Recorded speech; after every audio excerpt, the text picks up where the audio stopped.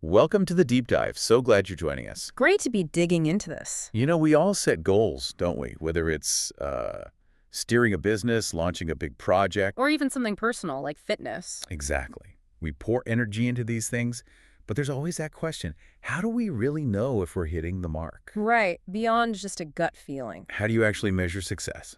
Today, we're cutting through that uncertainty. We're doing a deep dive into key performance indicators, KPIs.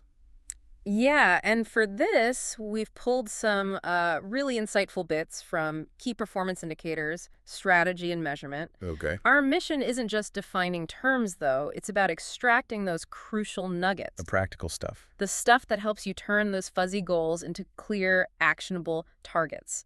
We want you leaving here really equipped. Okay, let's unpack this then, because these terms, they can feel a bit like alphabet soup sometimes if you're not careful. True. So let's start super basic. What exactly is a metric? Right. Well, the source says it's essentially any quantifiable value, any number you can track. Like page views on a website. Yeah, or emails sent, users logged in today, Huh. even steps taken you could track, hundreds, thousands maybe. But here's the kicker, right? Just because you can measure it, Doesn't mean you should. Or at least it doesn't mean it's truly meaningful for your big goals. that's where the crucial distinction comes in, I guess. Exactly. A key performance indicator, a KPI, it's a specific type of metric. It's strategic. Strategic how? It directly reflects performance against a specific business goal. It tells you if you're on track for something important. So let's be crystal clear. All KPIs are metrics. But definitely not all metrics are KPIs. Missing that. You can drown in useless data. Okay, that really sharpens the focus. Let's use that example from the source, the company blog one. Good one. So bounce rate on blog posts, that's a metric, right? People landing and leaving immediately. Yep. Useful data, maybe for tweaking content. Lead conversion rate from blog posts, that's the KPI. Bingo. Because that tells you if the blog is actually doing its job for the business, generating leads. It's the difference between knowing people showed up. And knowing they took an action that actually matters to the bottom line, huge difference. So how do you decide if a metric should be a KPI? You need to ask some tough questions. Is it directly tied to a business objective, a real one? Yeah.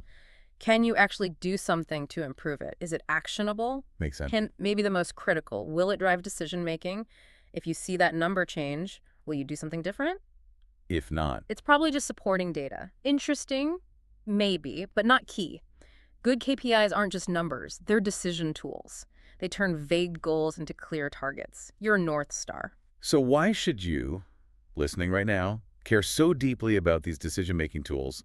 Why are KPIs so critical for success? Well, it's about structure, really. KPIs give structure to tracking goals. Moving beyond just intuition, guesswork. Exactly. No more navigating by anecdotes or hunches. With KPIs, you get objective signals, trackable signals, comparable ones. They cut through the noise. Precisely. You can react with precision, not just hope. And the source lays out some really powerful benefits, doesn't it? Oh yeah, big ones. Like KPIs act as an early warning system. They help you spot problems fast. Before a blip becomes a crisis, often before your gut even knows something's wrong. And measuring success with hard data, not just feelings.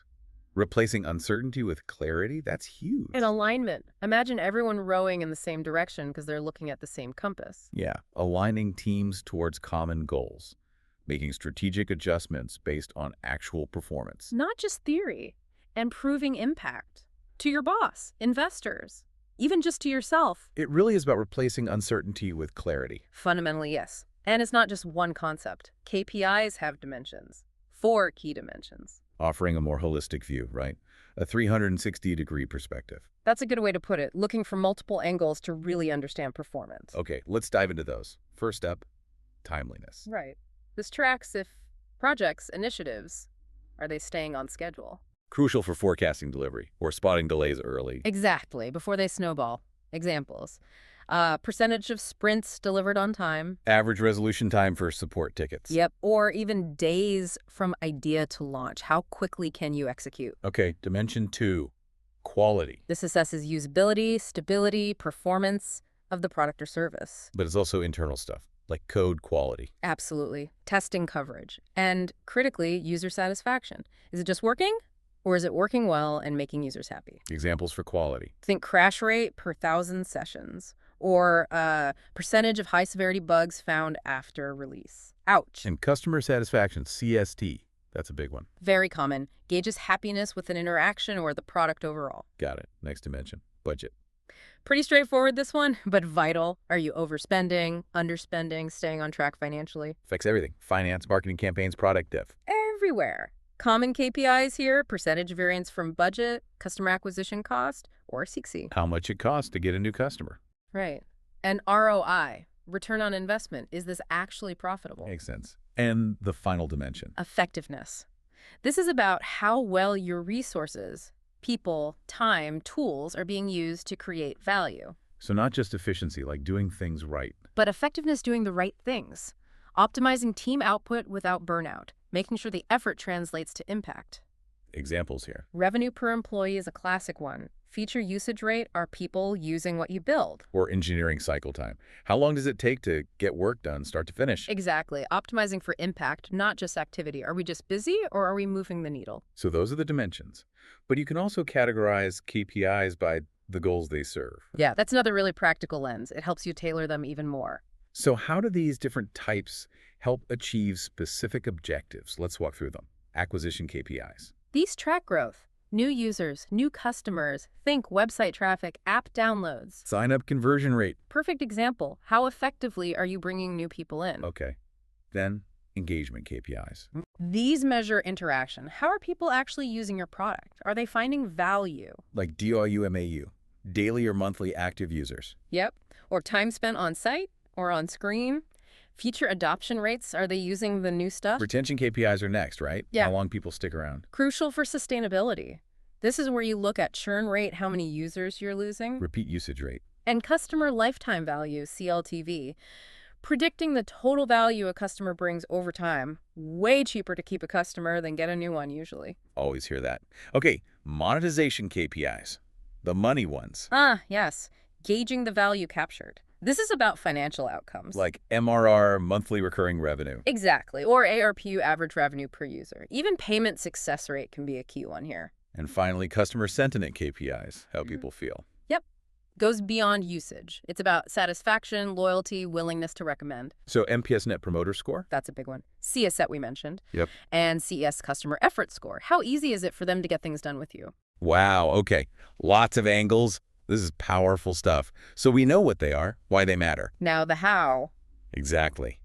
How do you, the listener, design good ones? What's the secret sauce? Well, the gold standard framework here is SMART. S-M-A-R-T. Ah, yes. SMART goals. Applies to KPIs too. Absolutely. Each letter is critical. Miss one and it kind of falls apart. Let's break it down. S. Specific.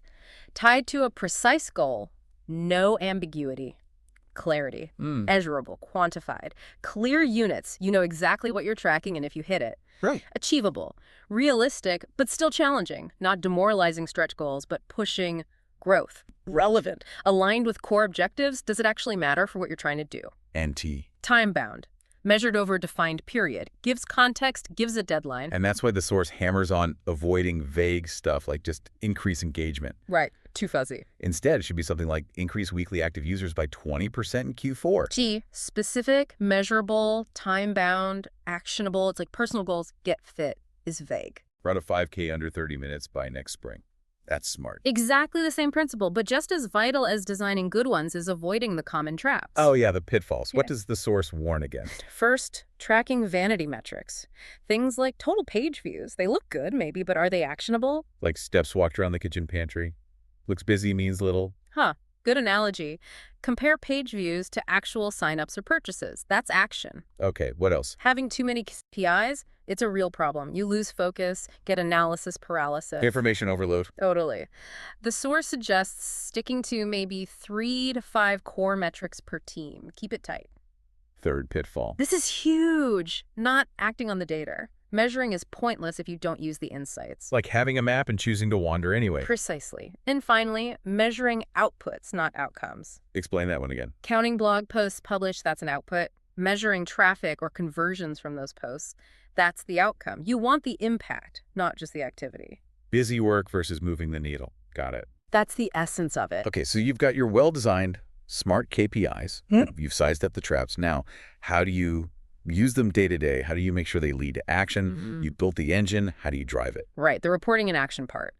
Key best practices here. First, dashboards. Visual ones. Visual, real-time if possible, easily accessible for the teams. Keep it front and center. Okay. Second, establish a clear cadence for review. Weekly, bi-weekly team meetings often work well. Consistency is key. Spotting trends, course correcting. Exactly. Third, provide context. Don't just throw numbers up. Add insights. What trends do you see? What actions are suggested? Yes, sales are down 5% isn't helpful alone. Why are they down? New competitor, seasonality. That context makes it actionable. Without it, numbers are just numbers. And maybe the most critical point. Ownership. Assign KPI owners, people directly responsible for performance on specific metrics. Accountability. When someone owns it, it transforms from a report into an active driver for improvement, a personal mission. That makes a huge difference. Yeah. Okay, and there you have it. That's the core of it. From this deep dive, it seems really clear. KPIs. They're truly the pulse of a product of business. Yeah. Cutting through the noise, filtering the static. To get clarity and drive strategic action. Essential tools if you want to move from just hoping for success. To deliberately building it. And if you choose them carefully, monitor them consistently. They align teams, guide decisions. Help you achieve goals better, faster, smarter. That's what the source says. It really separates guesswork from genuine data-driven strategy, wandering versus navigating. So, as you go about your day, think about a goal in your own life, big or small. Personal project, fitness target, learning something new. How could defining one specific, measurable, achievable, relevant, time-bound KPI change how you approach it? Moving from intuition to deliberate action. What specific, impactful metric could be your North Star for that goal? Something to think about. Definitely something to explore further. If you enjoyed this video and found it helpful, don't forget to like, comment, and share it, with others who might benefit too. To learn more about product management and digital marketing, make sure to subscribe and hit the bell icon so you never miss an update.